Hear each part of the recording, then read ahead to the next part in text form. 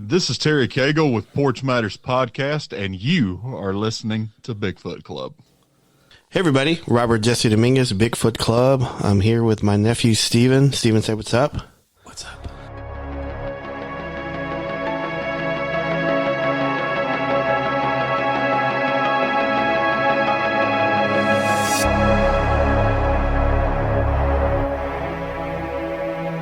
This is Bigfoot Club episode number 4. So how you doing, man? Doing good, man. Just, trying to keep the family healthy. Yeah, it's been a rough couple of weeks, so for us. Mm-hmm. The boys' birthday party was a success. So Yeah, it was.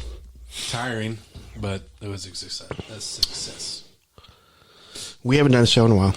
No, we haven't. It's been 4 years.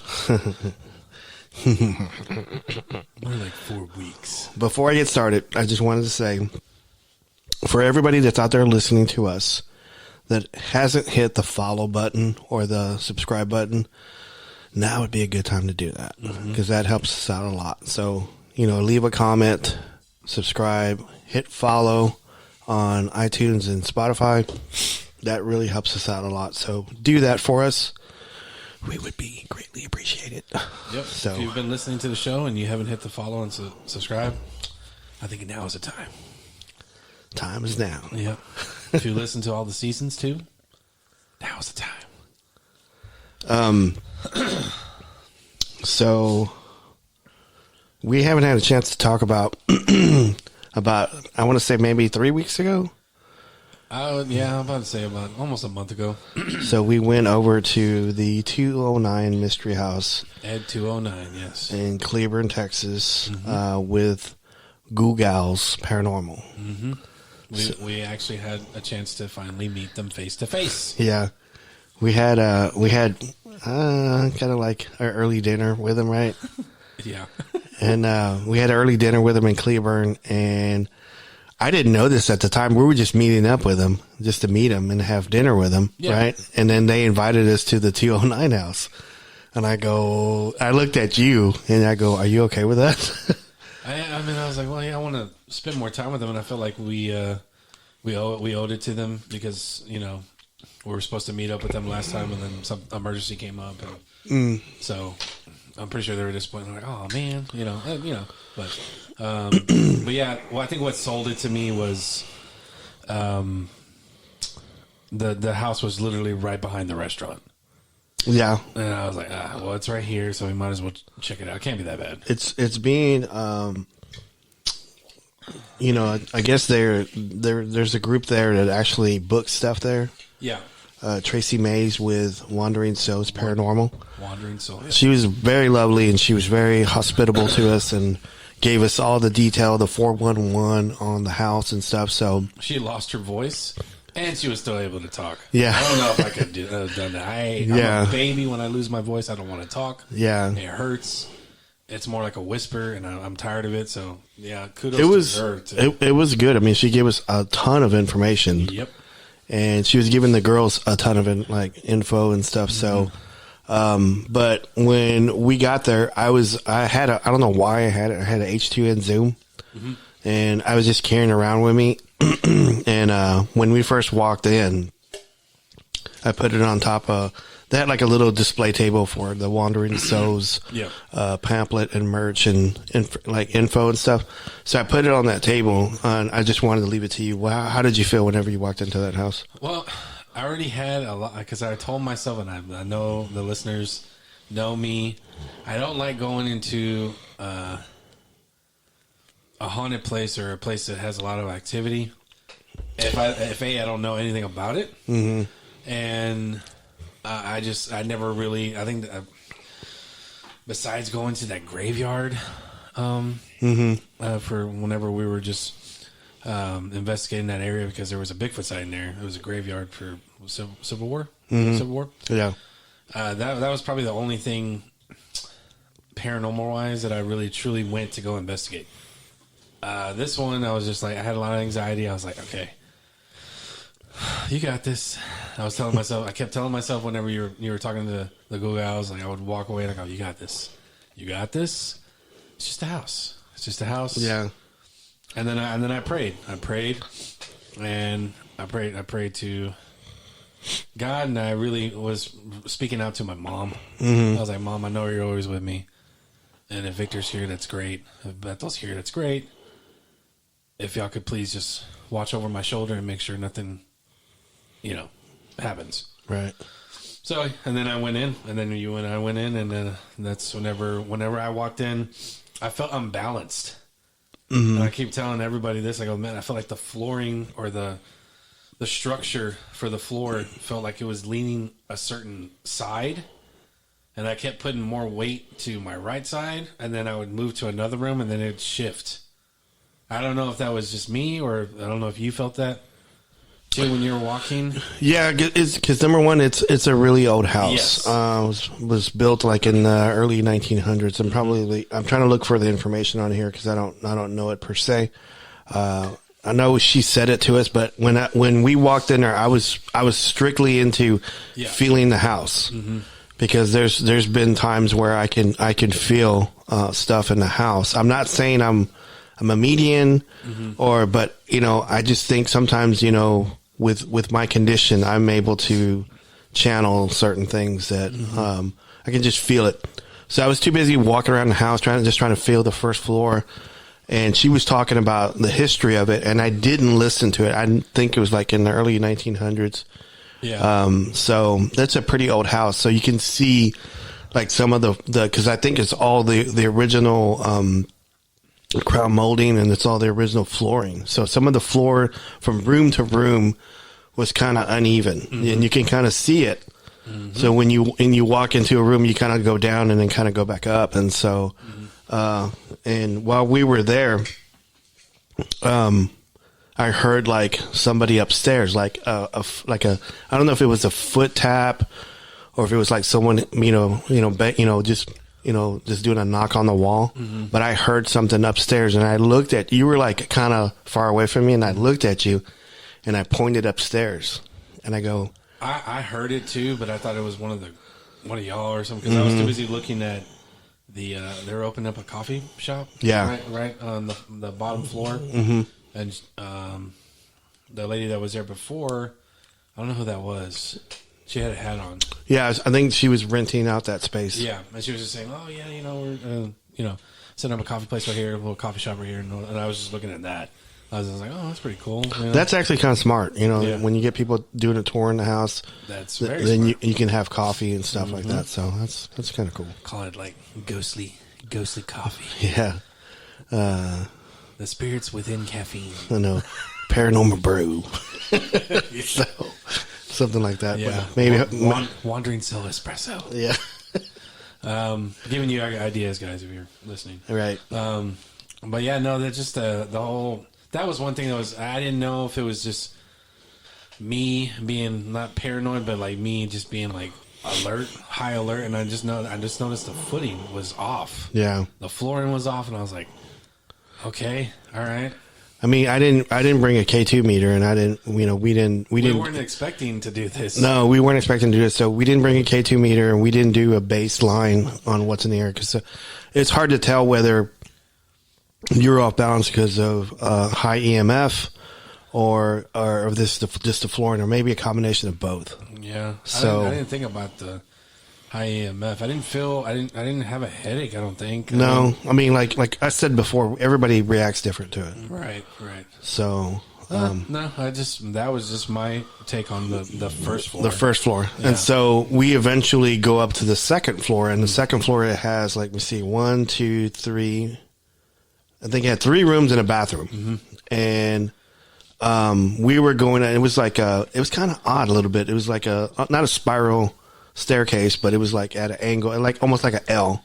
Yeah. And the handles or the railing was really, really low. And it was like, I feel like Kareem, Abdul-Jabbar or something. I'm 5'9", and it was at to my waist. Yeah, that's. And I was like, because they were saying too that there's some poltergeist activity to do.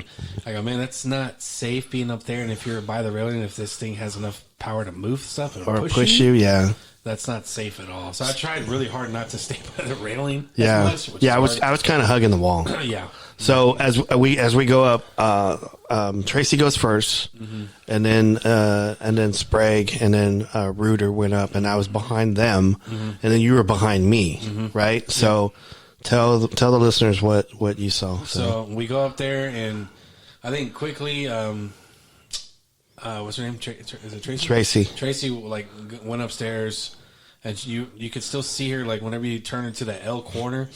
Or caddy corner, you could see the top floor from where you're at. Right. Not fully going up the floor, but you can see the railing and then the floor, the hallway, whatever. Because it's all lined up. It's all lined up. You can see the rooms, except for the bathroom, but it's on the far right. And she was explaining the bathroom, saying that there was something nasty in there or something. Yeah, no, the bathroom. She said that there's a spirit that is creepy, when you're using the restroom, it'll open the door, and it's like looking at you, seeing what you're doing. And I was like, okay, and I was like listening to that, and while she was explaining that, I think Ghoul Gals were right there by the bathroom. You were kind of almost making your way, but they were in the way. You were trying to make your way up to the top floor, and I was right behind you. So there was maybe 5-6 steps ahead of me to fully go up the stairs as well.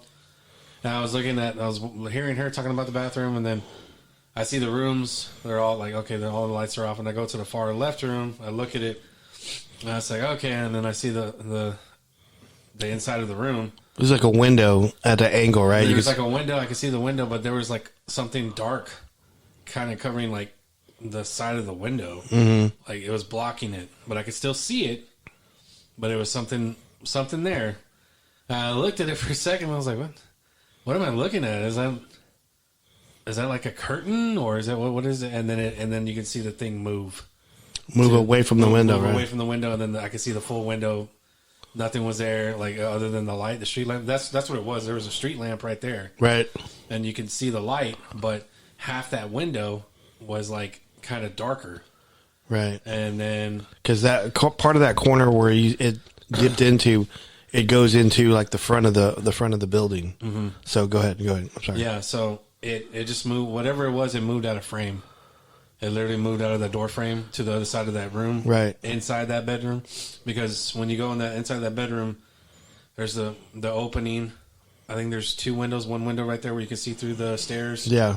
And another window, and then behind, as soon as you turn to the left, there's it's a real sharp turn to make the bedroom bigger. I don't know. It's another small part of the room, but that's where it disappeared to. And I was like, oh crap. I was like, Robert. And I think the girls were in one of the rooms, and Tracy was talking. I was like, Robert, I think there's something in that room. I just saw something in your room. Let me ask you this question. Whenever you, because I didn't ask you whenever we were there. Did you see it in the side of your eye, or did you see it full on? Full on. Okay. Because I was looking at each room. I was looking. Okay, well, I couldn't see the bathroom. It's almost like it was waiting on you, right? Yeah, it was waiting for me to look at it, or maybe it was just it wasn't expecting me. Wow. To look. But I was looking at the girl, Ghoul Gals, looking at the bathroom. I looked at the room behind them, and then that's where it has that room had the attic, right? A little small attic, mm-hmm. And there's a cabinet there, and then there's the other room. I was like, okay, there's another room. And I look at that room. I go, oh, what's wrong with that window? That was my first thing was, what's wrong with that window? Is that a curtain? So, and then it moved. So as soon as you told me that, I kind of walked really fast over there. Yeah. I walked really fast and I looked in there real quick. I looked to my left, looked to my right. And later on, when we were walking around, we noticed right across from that room is a little closet. Mm-hmm. And in that closet, it had a fuse box. Mm-hmm. So I don't know if that was gathering energy there, and that's why. Enough to make somewhat of a shadow. See, that's the thing, though. On those, I just find it so odd is that it's an apparition, right? Mm-hmm. You consider it an apparition, but I couldn't make out any features other than it was just a shadow. So I couldn't make out if it was a male. I couldn't make out. It looked tall. Yeah. So just the way it moved too it was odd. Yeah. It was as best as I can describe it is, those spirits from Ghost. how they were moving. Yeah. It just moved like that. Those evil ones. Yeah, and it just. I'm not saying it was evil. Yeah, it wasn't making that sound. Right. But it just moved like that. Actually, there's a video of that place with that sound. Yeah, I was gonna get to that. Sorry. But no, it moved out of frame, and I was like, really? And then when we were in that room, and then Tracy came out, and she goes, yeah, you're in. She didn't know that you saw that. No, she didn't, because she just said, "Oh, you're drawn to this room," or Yeah, something. because a week later, she was on Ghoul Gals, and the Ghoul Gals were telling her that she didn't know that you saw that shadow. Oh, really? No, I thought we told her. Nope, she didn't know. Well, she just said that there was a nasty spirit in there that was not. Not a fan of Hispanics or people of color, right? Or women, especially women. So, but I thought it was really funny that Jen goes in there. Yeah, and she said the Hispanics was okay, and she stepped in there quick. Yeah, and started talking in Spanish. Yeah, actually, I told her to talk in Spanish. Oh. Okay. Like she walked in there quick with like a strut, like a badass that she is and stuff. And I told her, I go say it in Spanish. So she started saying it in Spanish. I go, yeah. Yep. So, but when Tracy was in there, because I kind of noticed that side of the house was really close to the house next door. Yep, the houses there were like. Yeah, extremely close. Like you would think that like it's the second part of the house. Like it's almost like you could barely fit a car between it. Yeah. Driving through it or something. So I asked Tracy. I said, "Hey, what's this house next door? What's this building?" And she said it was the Cleveland Library. Yeah, the library. And then she said that it had a full Confederate soldier suit still. Mm-hmm. And so I know I haven't talked about this before in the past, but I had always believed on the paranormal side, I call it paranormal bleed over. Mm-hmm. It's when you have a haunted location or ground, mm-hmm. and you have spirits in that particular area, and they tend to go over to the next property because it's so close. Because it could be it could be like a stream under the property, and the ghost doesn't know, property lines or nothing like that. So it may go over just because there's water, there's conducting, or there's like a power from the street pole coming into that side, so it borrows that power and just comes over. So I had kind of thought that maybe this this nasty, creepy shadow person was the Confederate person just coming across and just trying to see what's going on, because she was saying that this entity doesn't like color. No. So that's what I was just thinking, automatically. Oh, okay, well, maybe it's a Confederate soldier. Right. Looking over, what's over here? Stuff like that. Like that? Yeah, well, yeah. I mean, well, I don't know if he says it like that, but. What's over here? Yeah. What the hell? You need to get out of here right now. Yep. Dumb. I know. Sorry. Spitting tobacco. Never mind. Okay. So that was a pretty good experience, and we were there. I don't know how long we were there. Maybe an hour or two. Mm-hmm. Yeah. Let's just say it was longer than what I wanted to be. Yeah. Because after seeing that, I was just thinking, I go, man, with my luck, nothing's gonna happen. Nothing's going to happen. I'm not going to see anything. Maybe hear something. Right. But I'm not going to see anything. I kept telling myself, I'm not going to see anything. I'm not going to see no. That's not in the cards, because I don't want to see it. Right. So I saw it. I saw something, and I was uneasy after that, because I don't know if it was looking directly at me, and like you said, I thought that too. Why was it waiting that long for me? Because it took me to look at it. Yeah, it took me a while. I knew something. Like you're scanning over there. Yeah, I knew that area was there. I was I'm gonna make my way to it. I was just assessing the environment. I was, looking at each room. What was there, and I was trying to go with listening more. Right. My senses for hearing was I would try to amplify it, because I wanted to hear if I heard something, voices or anything like that. Mm-hmm. Or a knock, like what you heard too. So it took me about maybe a minute a full minute to finally make my way to look at that room. Was it already looking? I think you would have saw it too. Yeah. So that's where I'm at right there, because I know you probably looked over there before me. I don't recall if I did or not. I'm pretty sure I did, but I didn't see anything. But I heard stuff. Yeah. But because after that incident, after you saw it, we didn't have anything else. No. Nothing else happened. I did look at I did have the H2N Zoom recording the whole time we were there. Mm-hmm. I came back home. I listened to, because I think we were there for 34 minutes whenever I started hitting record, or 35 or 34 minutes, but we were there a lot longer. But anyway, but I heard it sounded like a cough, and I asked, okay. I asked you to listen to it, and I asked Jen to listen to it, and Sprague listened to it, and I asked him, was this you? Was you? Because it sounded like a cough to me. Mm-hmm. Like it was one of us, and it was right before we got sick, but we weren't sick then. No.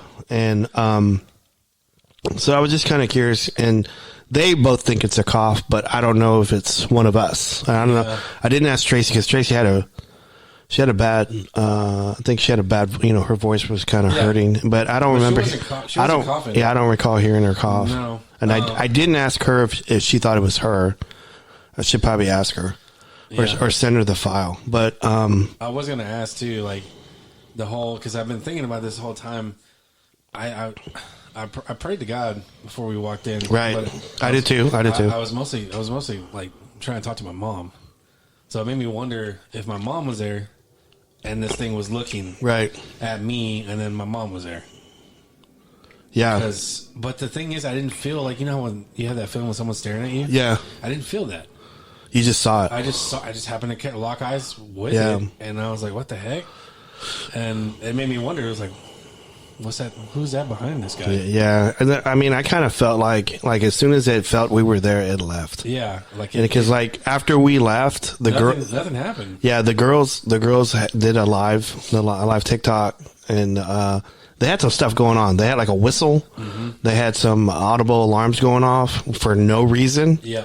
And I don't know, just thought it was kind of weird, because once we got home, we listened to you and I watched the TikTok live, and so I was tired though. So yeah, and I was like, when I heard the whistle, I said, "There's a whistle." I typed it, "There's a whistle," and they heard it too, and so it was kind of weird, but I felt like once we were there, I'm not saying we're the badass and we're Ghostbusters or something, but when we were there, that shadow saw us and then left. That's what I felt, right. And then it didn't come back. Yeah, nothing else happened. So I felt like it, whatever was with us, and said no, not today. My mom went, "No, sir, not today, not today, sir." That's awesome. Yeah, that I never thought of that, but that actually makes me feel a whole lot better. I was really, I was praying. I was like, I do not want anything to attack me or Robert or the girls. And I don't want anything attaching to me. So I'm pretty sure it was looking at me. I was like, oh, yeah. Oh, damn. He got Angel. Yeah. Fucker. That's good. I mean, I never even thought about that. But now that you tell me that, it actually makes me feel good. Yeah. So, yeah. It's cool. So, but yeah, nothing. After that, we checked each room. I was brave enough to go to each room. Mm-hmm. I didn't go to the bathroom though. That's the odd part. I don't know why. I did. I didn't even think about it. I did. I didn't feel nothing in there. The only thing that we were talking is that we saw that little attic, and it looked like a small. Hole, none of you and I couldn't fit there. No. I was like, how's that the attic? How are you going to get in there? You had to be like $120 to get in there. Not even that. A third grader. Maybe Sebastian, maybe? Maybe, if he was lucky. If he didn't eat. Yeah. Didn't eat breakfast or lunch. He could have got in there. And I said, hey, the food's up there. Okay. 20-piece chicken nugget. Woo. So, yeah. After that, we went downstairs and we took a picture with the Ghoul Gals, and then we left. And we jetted. Yep. I was hugging them a lot, so because I didn't know I was going to see them again. So, well, hopefully we see them soon. Yeah, I keep telling Jen that I need to get that syrup bottle. again. Yeah. And just, Yeah. if I want a fucking Yeah, river but of syrup. the listeners don't know. When we were eating dinner, you ate breakfast, right? I'm a breakfast person. I love breakfast. I don't care what time it is. It could be dinner. It could be breakfast time. It could be, lunchtime. So I'm eating breakfast. So Steven orders like, what would you, a French toast, French toast combo, eggs and bacon, right? Yeah. And then he goes to pour the syrup, and the top pops off, and it exploded. I had syrup on my Apple Watch, syrup on your shoes, inside my ring, in my like on my shoes because the way it, I don't know, it was weird. And Ginger was laughing. She's like, "Oh my god!" I was like, I go, "You got no syrup?" I was like, I need to eat this right now before it gets super sticky. Yeah. And like the fork, my fork was getting stuck to my skin. I real bad because I kept holding it, and I was like, "God dang it! I need to hurry up and finish this." Dog. So I finished it. I was like, "Okay, I'm gonna go wash my hands." And yeah, I think even when we were at the house, you still had sticky stuff on you. Yep, so. I did. I had to, when we went to the bathroom again at that little gas station after we left, and I had to wash my hands again. Wow. Yeah. But it was a good time though. Yeah, it was. Yeah. So we're gonna move to another subject. Take a drink. Yeah, take a drink. I've always wanted to talk about this, and I know I don't have any data to back it up, but I've always wanted to talk about it. So I think with our show, we kind of do that. We kind of talk about stuff that people don't normally talk about, like penises and nipples and belly buttons. Bigfoot penises. Yeah, that's right. Sorry. Not just. I had to correct you there. I'm sorry. Yeah, right. Okay. Penises and nipples and okay, yeah. Okay, so I know I've experienced, or I've interviewed, hundreds and hundreds of people, and seen this creature, like in East Texas and Oklahoma and Ohio and Louisiana, Arkansas. And I've always had stories of them either being red, gray, white, black, brown, tan, different colors, and it's a wide spectrum.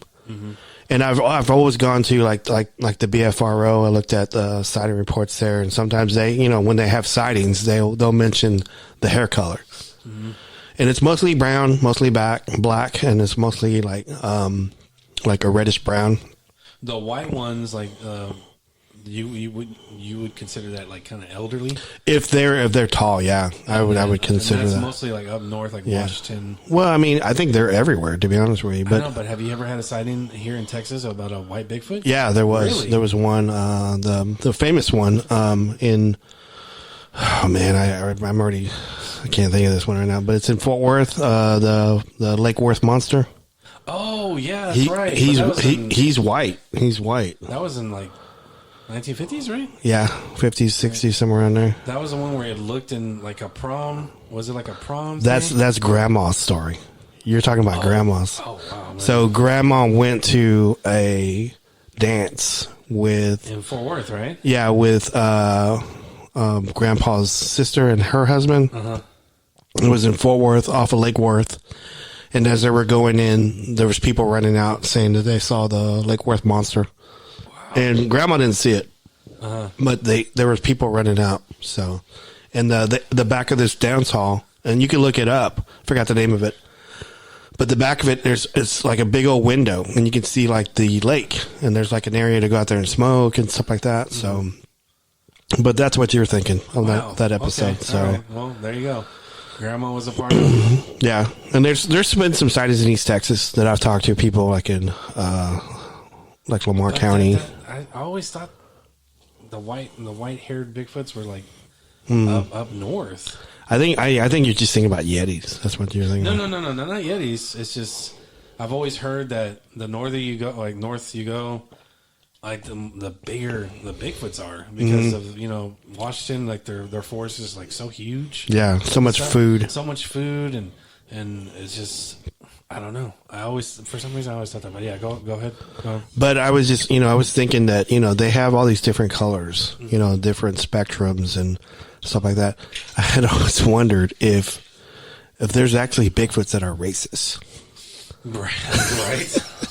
And I know what you're thinking. You're probably thinking that are they racist toward each other or are they racist toward humans? Right? You were thinking that, right? Yeah. So. Yeah. No. I was. So I've always thought of that, and there's no. I'm pretty sure. I've looked and I've read it all around, and I don't think I've ever seen or heard of a story of two Bigfoots fighting. And there were like different colors. Mm-hmm. So, but I was wondered because, like, do they see that? Do they see different colors, like in like their clan or their clique? Mm-hmm. Hey, he's brown, or hey, he's reddish brown, or hey, he's dark black, or he's tan, or he's gray, or whatever. I always wondered that. Do they see each other as different, or is it like a hierarchy, or because they're gray or white, they're elder, do they have like respect or stuff like that? So what do you think? Or are these species kind of like dog's eyes? Are they colorblind? That's a pretty good point too. Yeah, I didn't think of that. Like dogs can see color, but it's different. It's like the shading's off and all that stuff. So I've always wondered that too. If they are colorblind or they see colors differently than what we see colors. So, but yeah, I think if I had to guess, I'd say that they're racist with the smell. Mm-hmm.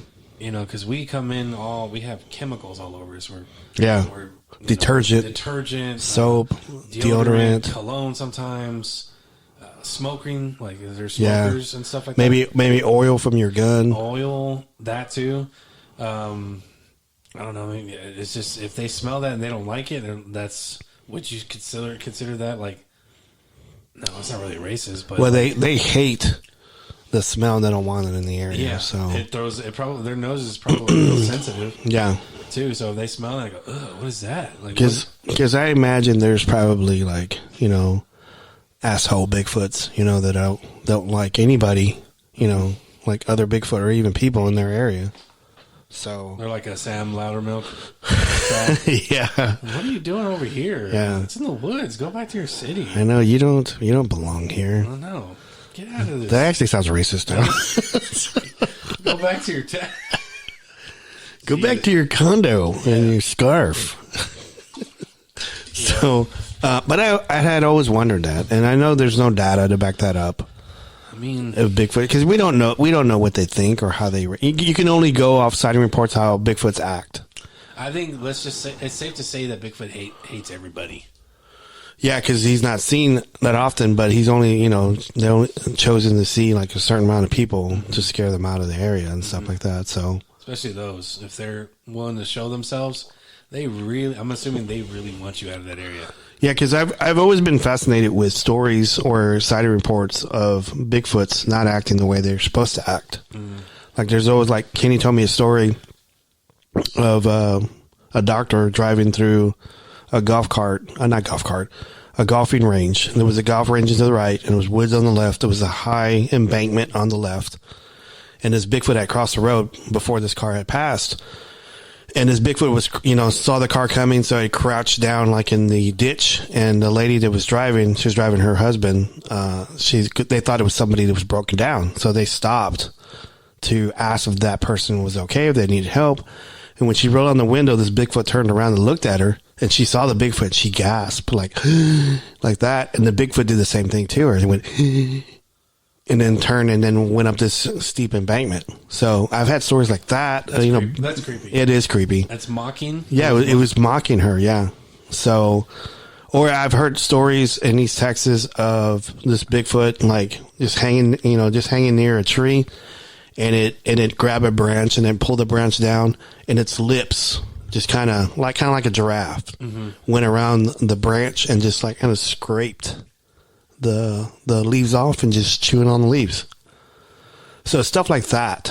It's like almost animalistic. Yeah, it's like stuff that normally Bigfoots don't do. Have you had any reports of Bigfoots? Because everybody, even us, you and I, we can make a scary face. Right. All it takes is like opening up your eyes more. Yeah. And creepy. Like, have you ever had any reports of a Bigfoot like expressing try to intimidate fear through their eyes by like going like that or like? Well, there was that one guy in East Texas that told me that red Bigfoot killed his dog and it was showing its teeth. And it was like that right there. It's mostly focused on his teeth, but I guess the eyes too would.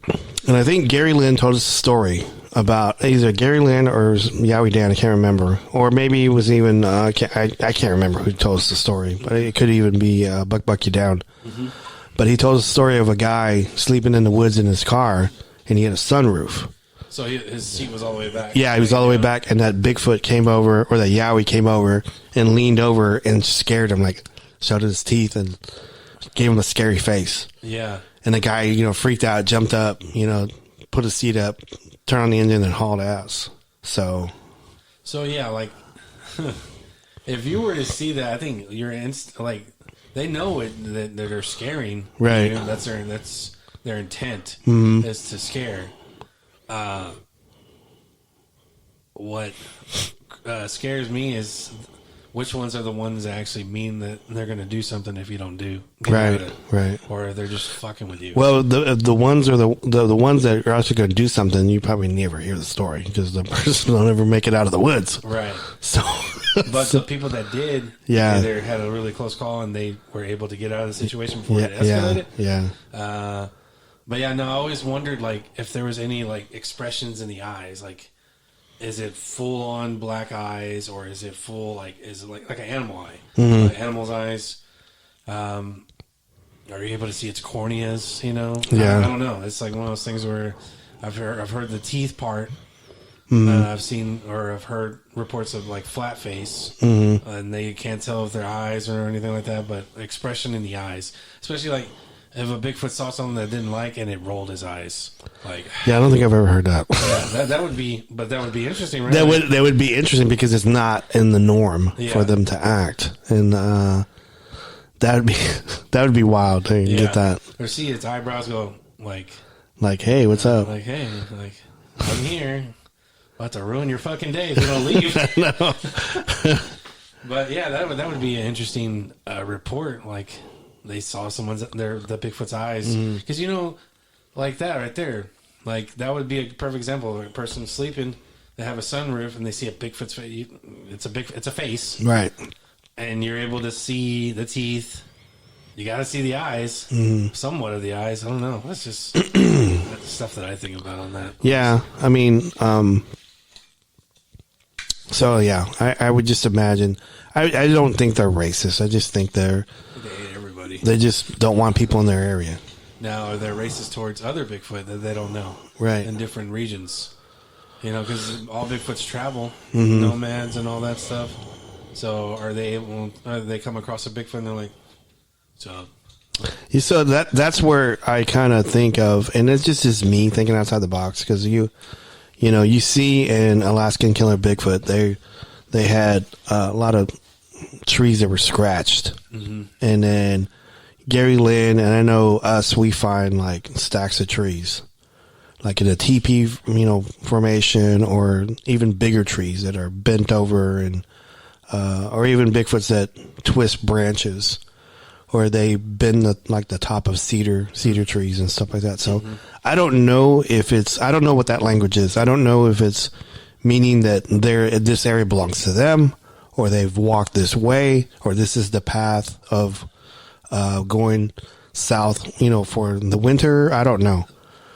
Or if this is like the type of, like if they stack trees together, because like Luke used to think that they used to stack branches together to tell what was in the area, like Mexican plum, or just food sources in general. So fig trees, pear tree, whatever, whatever's in the area, berry tree or something, or berry bush or something. I don't know.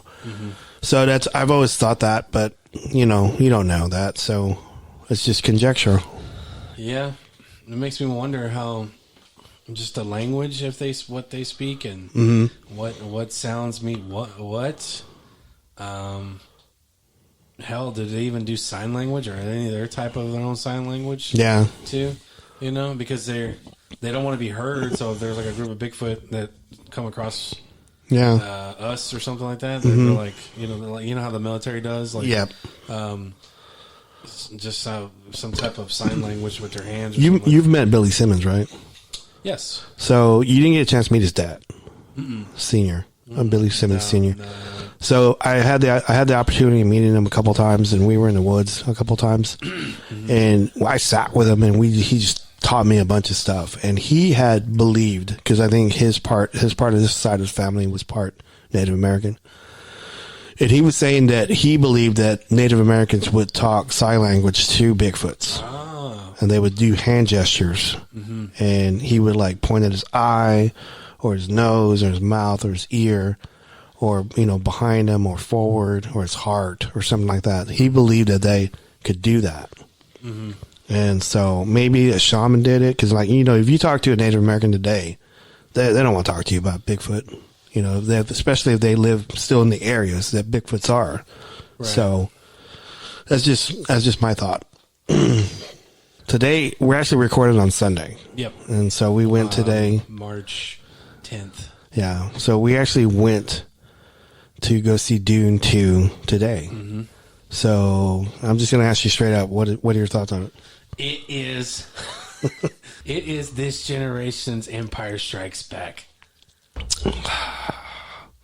It was like I was telling you before off show, I don't get goosebumps that much from shows or movies, but I got goosebumps on this one. And the other show that I got goosebumps on was OA. The OA, yep.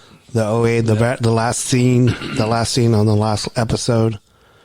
So before we begin, spoiler alert. So if you haven't watched Dune 2, stop the show now, go watch it, come back, and then listen to this part. If you read the books, though, I think you're safe. Yeah, you're safe. So, I don't know. I mean, to me, this kind of reminds me of wrestling, because it was a story that's it was a long build up for it, and so they basically did the first book on 1 and 2, right? Yep. So the first one that came out in 2021, 2020, I think it was 2021. Yeah. That was the first half of the book. Right. And then this part 2 that came out was the last half. So when that one ended, did you feel empty, or were you pissed? No, because I knew before going in, the director said, "Hey, this is the first half of the book."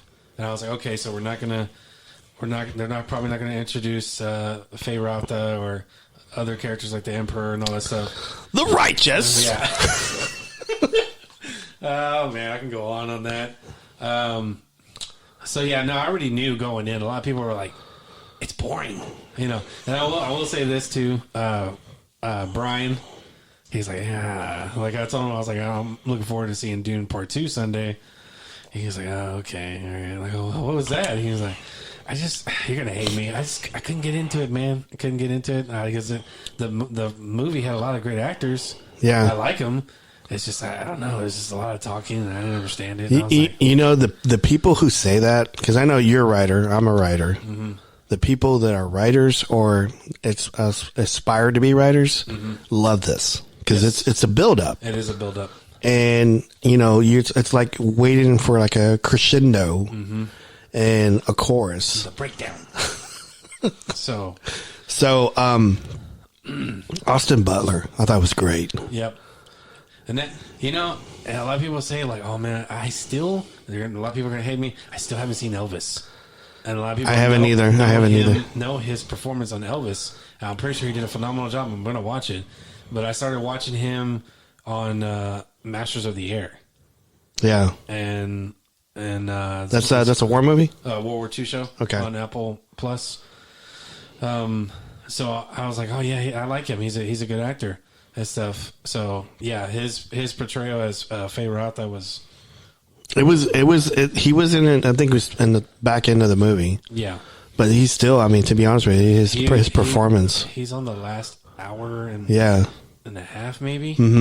But yeah, no. Every time he was on the scene, he stole it. Yeah, and it was perfect. A lot of people were complaining that they didn't show him that much. Well, they didn't really show Sting that much on the first Dune. Yeah. The righteous. Yeah. I will kill him. I was kind of hoping he would say that. Yeah, I was hoping he did too. So okay, he didn't say the righteous part, but I will kill him. Rebecca Ferguson. I love her. I love her too. She's a fantastic actress. You know, I think the book didn't have a big role for her, but in this movie she did. She had a big role in on influencing the Furman, and she didn't have to do that to what's his name, Mr. Stilgar, because he was a believer already. Oh yeah, he was a believer. Javier Bardem. Yeah, he was great in this movie. Yes. He was great in this too. Paul Atreides. I mean, what's that actor's name? I always make fun of his name. Timothy Chalamet or something like that. It's Chalamet. Chalamet. Yeah. Timothy Chalamet. But his pronunciation of it, and he's like, I don't care. It's Timothée. Timothée, yeah. That's how you're supposed to say it. Timoteo? Timoteo, yeah. Or Timothée. Okay. That's what he's like, but people call me Timothy, so it's okay. Christopher Walken's in this too. I was waiting for you to say it. I was like, I'm not going to say it. I wanted you to say it. Yeah, Christopher Walken he plays the Emperor. The Emperor. Like he was toward the back end too. Yeah, they hardly show him, but when they did, it's Christopher Walken. I have a fever. Yeah. For more spice. I was very surprised that he wasn't really. I guess he just knows how to turn it off. He wasn't very Christopher Walken. He wasn't. He's very serious. Was very serious, and he's an asshole. So, Paul Atreides. Yeah. You're talking to me in the wrong tone. I need more spice. This spice. That's what I need. Horse. Fiendish. I won't do it. I won't eat it. Yeah. So, Josh Brolin. Yeah, he comes back. Florence Pugh. I love Florence Pugh. She loves cheese. Zendaya. Zendaya. Yep. Yeah, and then what's his name? Stellan Skarsgård. He played. The Baron. Yep. I think my favorite scene in there, in the home, there's lots of scenes in there I liked, but my favorite scene in there is whenever like the Emperor's there and the Baron and they attack. And they attack. They come into the temple.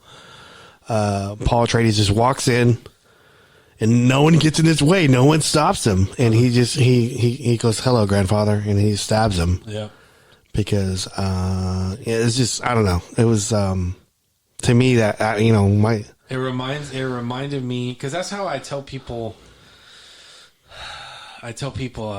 When they get into Dune, I was like, if they're gonna watch part 1, I'm like, there's a lot of talking. There's going to be a lot of political stuff in there, but it's a build-up. Think of it as Star Wars meets Game of Thrones because of the different houses. Right. So whenever he did that, they showed that scene. I felt like it was what's her name from Game of Thrones when she goes back to kill those people that were part of the Red Wedding. Damn it. Arya, yeah. Yeah, where she kills that guy. Yeah. In cold blood. And I was like, yes, we were all waiting for that. We're like, yes, revenge. This is that moment where Paul goes and kills the man responsible for killing his family.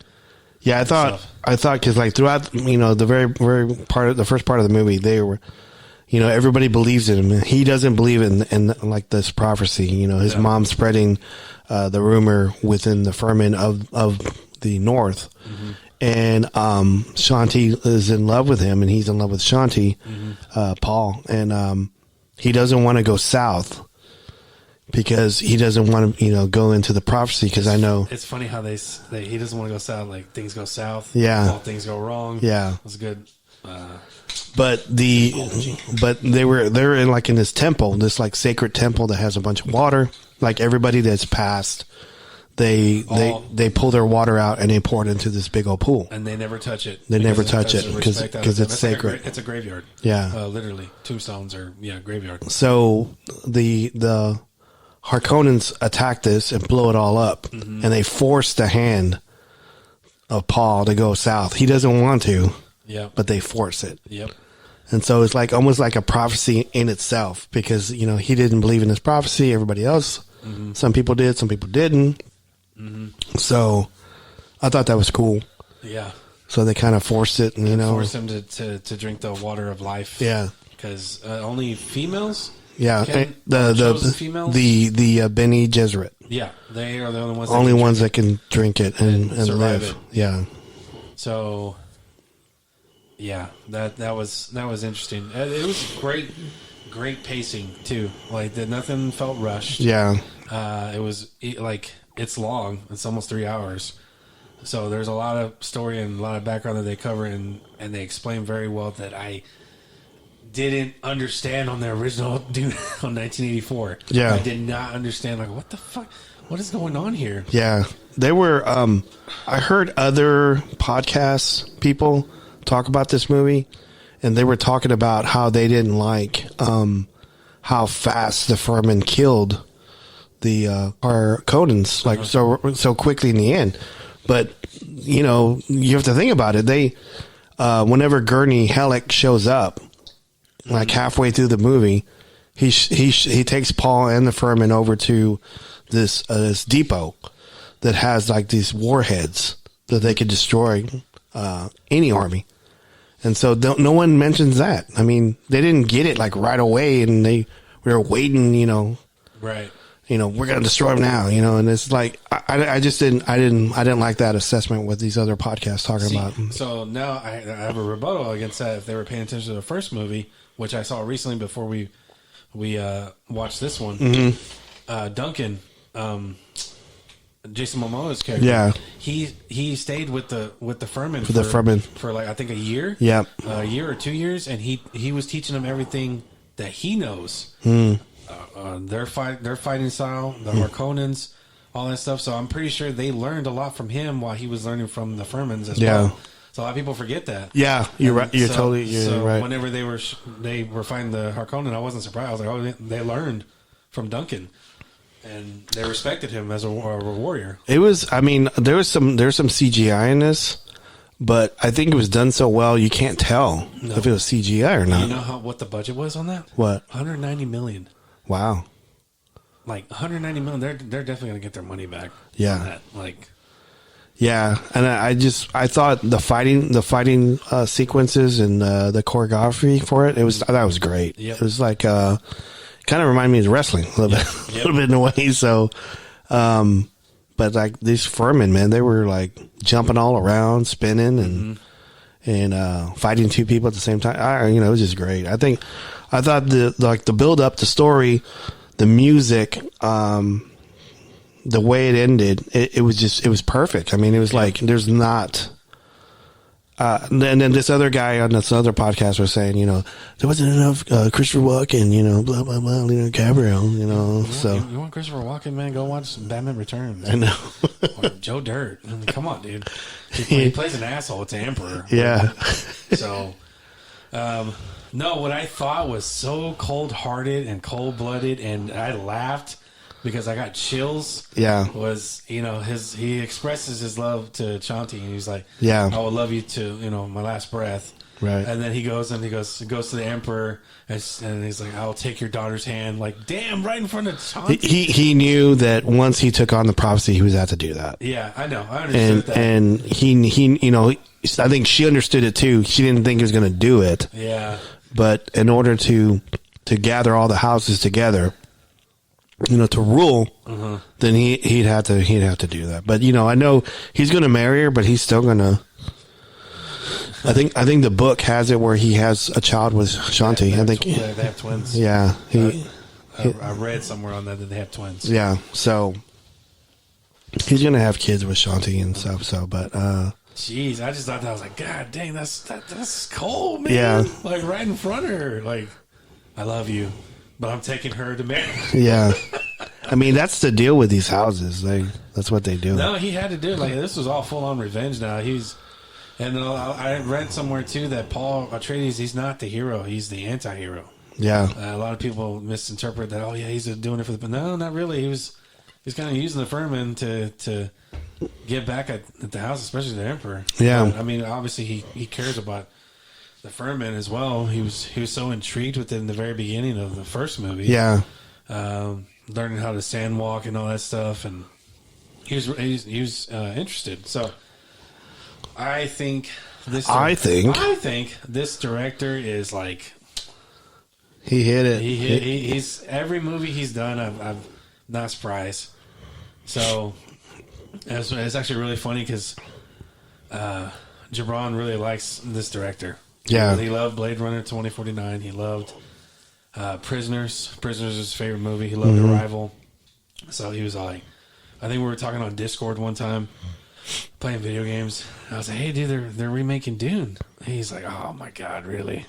Because he was like, we made him watch the original Dune. And he's like, I guess we're gonna see nothing but penis shaped stuff. And I was all like, oh, I hope not. And I was like, oh, it's a director that Denis, I can never pronounce his name, Denis Villeneuve or something like that. Yeah. And he goes, wait, what? I go, yeah, the director for Prisoners. He goes, I'm sold. He's gonna make the greatest Dune ever. Yeah. I was like, well, let's see. And when we saw the first trailer, he's like, oh, dude, I'm excited for this. Yeah. So he was. I feel bad. He was pretty happy with that. So. What'd you think about the last fight scene with I loved it. Faye Rotha? I loved it. I loved how Austin Butler took the time and to just kind of do what's his name? The Baron. The Baron's voice. That's how he really talks too. Yeah. He did an impression of him, and he said too, like, well, he was raised by him, and he kind of he's like it's his idol and stuff. So why not try to sound like him? Why not try to be like him? Mm-hmm. So yeah, when the whole thing where Paul is like, may thy knife chip and shatter. He's like, may thy knife chip and shatter. I was like, oh my god, sounds just like him. I love that line. I thought that was great. He beat up Batista pretty good too. Oh yeah, with a sidekick, like the sidekick you always do at the house with the box. I gotta videotape that. Yeah, but yeah, no, I was really impressed with this movie, and I want to go see it again. Yeah. I want to go see it in the AMC so we can get that Dune popcorn thing. Because we went to Cinemark, and I was an idiot. I asked her, hey, do y'all have the... She's like, no, we don't do that. That's AMC. Oh, sorry. Did she seem like annoyed? Yeah. I was like, what? You bitch. Why can't y'all do something like for Dune? Come on, you got the freaking King Kong, Godzilla, buckets. Yeah, anyway. No, but I enjoyed it, and I'm actually really intrigued to read the books now. Mm-hmm. So I'm getting... I read the first one. I'm getting the trilogy books, and I'm getting...